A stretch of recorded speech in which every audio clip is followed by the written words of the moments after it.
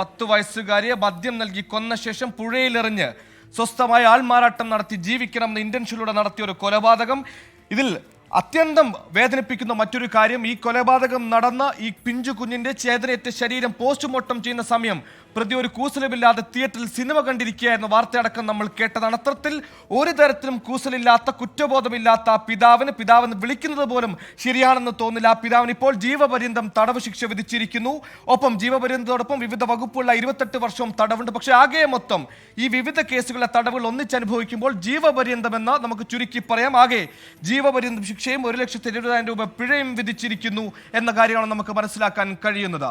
ശ്രീകാന്ത്, ഈ ശിക്ഷാ ഇളവിന് പരമാവധി ശ്രമിച്ചിരുന്നു പ്രതിഭാഗം അവസാന ഘട്ടത്തിലടക്കം ഉയർത്തിയ പ്രധാന വാദങ്ങൾ എന്തായിരുന്നു ശിക്ഷാ ഇളവിന്?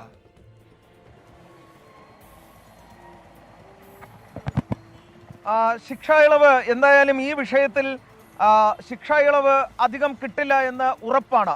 ജീവപര്യന്തത്തിലേക്ക് കാര്യങ്ങൾ എത്തും എന്നുള്ള കാര്യത്തിൽ സംശയവും വേണ്ട. അത് പ്രതിഭാഗത്തിന് തന്നെ അറിയാം. അവരതിൽ ശ്രമിച്ചത് ഒറ്റ കാര്യത്തിലാണ്, വധശിക്ഷയിലേക്ക് പോകരുത്, ക്യാപിറ്റൽ പണിഷ്മെന്റ് ഉണ്ടാകരുത്. ഇത് മാത്രമാണ് ഈ പ്രതിഭാഗം ആഗ്രഹിച്ചിരുന്നത്, അവർ ശ്രമിച്ചത് എന്നുള്ള കാര്യത്തിൽ സംശയം വേണ്ട. കാരണം കൊലപാതകം നടന്ന കേസാണ്, കൊലക്കുറ്റം ചുമത്തിയ കേസാണ്. അതിനാൽ ഏതെങ്കിലും തരത്തിൽ ഈ അപൂർവങ്ങളിൽ അപൂർവം എന്നൊക്കെ ചൂണ്ടിക്കാട്ടി പ്രോസിക്യൂഷൻ വധശിക്ഷയിലേക്ക് കാര്യങ്ങൾ എത്തിക്കുമോ എന്ന ഭയം ഉണ്ടായിരുന്നു പ്രതിഭാഗത്തിന്. അതിനാലാണ് അവർ ആദ്യഘട്ടം മുതൽ തന്നെ ഇത് അപൂർവങ്ങളിൽ അപൂർവമായ കേസല്ലെന്നും ഇത്തരത്തിലുള്ള കേസുകൾ നിരവധി റിപ്പോർട്ട് ചെയ്യപ്പെട്ടിട്ടുണ്ടെന്നും അവർ വ്യക്തമാക്കിയത് കോടതിയിൽ. ഇപ്പോഴും അത്തരം കേസുകൾ സംഭവിക്കാറുണ്ട് എന്നവർ പറയുകയും ചെയ്തിരുന്നു. മാത്രമല്ല പ്രതി വലിയ സാമ്പത്തിക ബുദ്ധിമുട്ടിലായിരുന്നു എന്നും കുഞ്ഞിനെ നോക്കുന്നതിന് സാധിക്കാത്ത സാഹചര്യം ഉണ്ടായിരുന്നു എന്നടക്കം അവർ പറഞ്ഞു നോക്കിയിരുന്നു. മാത്രമല്ല പ്രതി ആത്മഹത്യക്ക് വരെ ശ്രമിച്ചു എന്നും ചൂണ്ടിക്കാട്ടപ്പെട്ടു കോടതി മുമ്പാകെ. ഇതെല്ലാം ഒരുപക്ഷെ കോടതിയുടെ പരിഗണനയിലേക്ക് വന്നിട്ടുണ്ടാകണം. മാത്രമല്ല ആ വാദം കേട്ടാൽ നമുക്ക് ഏറെക്കുറെ അനുമാനിക്കാൻ സാധിക്കും. ആദ്യഘട്ടത്തിലൊക്കെ നമ്മൾ അത് കോടതിയുടെ വിവേചനാധികാരം എന്ന് പറയുമ്പോൾ തന്നെ ആ വാദം കേൾക്കുമ്പോൾ നമുക്ക് ഏറെക്കുറെ അനുമാനിക്കാൻ സാധിക്കും എന്താകും ഒരു വിധി വരാൻ പോകുന്നത് എന്നുള്ളത്. ഏറെക്കുറെ അങ്ങനെ തന്നെ സംഭവിച്ചു. ജീവപര്യന്തം തടവിലേക്ക് കാര്യങ്ങൾ ഒതുങ്ങി എന്ന് ആശ്വസിക്കാം പ്രതിഭാഗത്തിന്. അതിനപ്പുറം അവർക്ക് അവർ വലുതായിട്ടൊന്നും പ്രതീക്ഷ കാണില്ല എന്നുള്ളതാണ് വസ്തുത. 302 വകുപ്പ് കൊലപാതകത്തിന്, സ്വന്തം മകളെ കൊലപ്പെടുത്തിയ പിതാവിന് 302 വകുപ്പ് പ്രകാരം ജീവപര്യന്തം തടവും 1,00,000 രൂപ പിഴയും വിധിച്ചിരിക്കുന്നു. 328 ഏതെങ്കിലും തരത്തിൽ മദ്യം അല്ലെങ്കിൽ മയക്കുമരുന്ന് അങ്ങനെയുള്ള കാര്യങ്ങൾ നൽകി ഹർട്ട് ചെയ്യുക, അതായത് ഉപദ്രവിക്കാനുള്ള ശ്രമം, അതിന് 328 വകുപ്പ് പ്രകാരം കഠിന തടവ്, 10 വർഷത്തെ കഠിന തടവിനും 25,000 രൂപ പിഴയും വിധിച്ചിരിക്കുന്നു.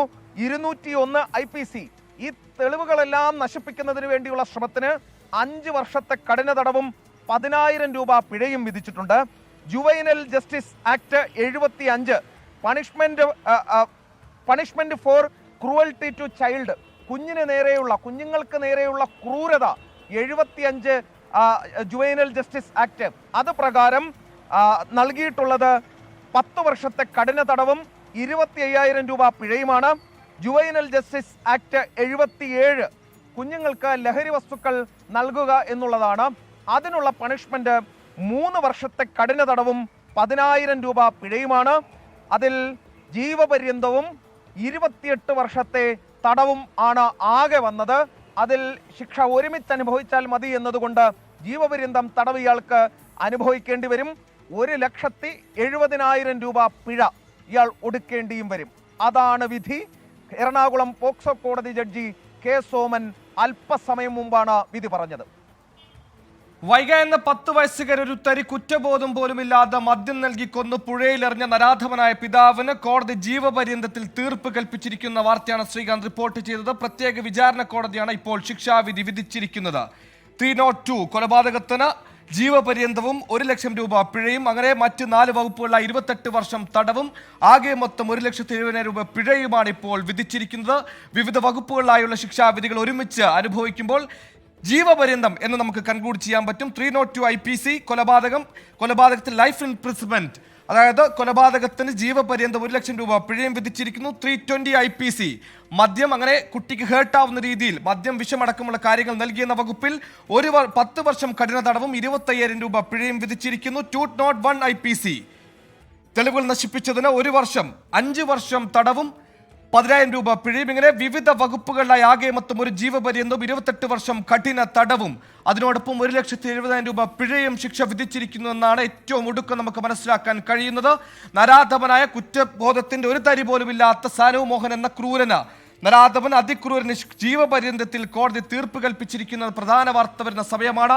2021 മാർച്ചിലായിരുന്നു നാടിനെ നടുക്കിയ അരും കൊല. സാമ്പത്തിക ബാധ്യതയിൽ നട്ടം തിരിഞ്ഞ പ്രതി മകളെ കൊന്ന് അച്ഛൻ ആത്മഹത്യ ചെയ്തു എന്ന് വരുത്തി തീർത്ത് പുതുതീരം തേടി പുതുജീവിതം സ്വപ്നം കണ്ട് നടത്തിയ അധമ യാത്രയ്ക്കൊടുക്കം തീർപ്പ് വന്നിരിക്കുന്നു. ജീവപര്യന്തത്തിന്റെ തീർപ്പ്. മകളെ മാപ്പ്, അച്ഛന്റെ ഈ കൊടും ക്രൂരതയ്ക്ക് ജീവപര്യന്തം ശിക്ഷ വിധിച്ചിരിക്കുന്ന വാർത്തയുടെ വിശദാംശങ്ങളാണ് ശ്രീകാന്ത് നൽകിയത്. ശ്രീകാന്ത്, ഇപ്പോൾ നമുക്ക് അവിടെ നിന്ന് ലഭിക്കുന്ന ഏറ്റവും പുതിയ വിവരങ്ങൾ എന്താണ്? ഈ ശിക്ഷാവിധി കേട്ട് ഇവരൊക്കെ പുറത്തിറങ്ങേണ്ട സമയമായോ? പ്രോസിക്യൂഷന്റെ അടക്കം പ്രതികരണങ്ങൾ നമുക്ക് കിട്ടേണ്ട നേരമായോ?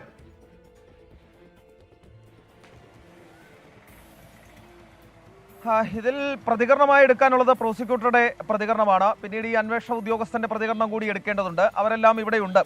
അവർ അല്പസമയത്തിനകം പുറത്തേക്ക് ഇറങ്ങും. അവരുടെ പ്രതികരണം ആ ഘട്ടത്തിൽ നമുക്ക് തേടാവുന്നതുമാണ്. വിധി വന്നതേയുള്ളൂ. അതിൻ്റെ തുടർ നടപടിക്രമങ്ങളുണ്ട്. അതിനുവേണ്ടി ഇപ്പോൾ കോടതി മുറിക്കുള്ളിൽ അതിൻ്റെ നടപടികൾ പുരോഗമിക്കുന്നു എന്നാണ് മനസ്സിലാക്കാൻ സാധിക്കുന്നത്.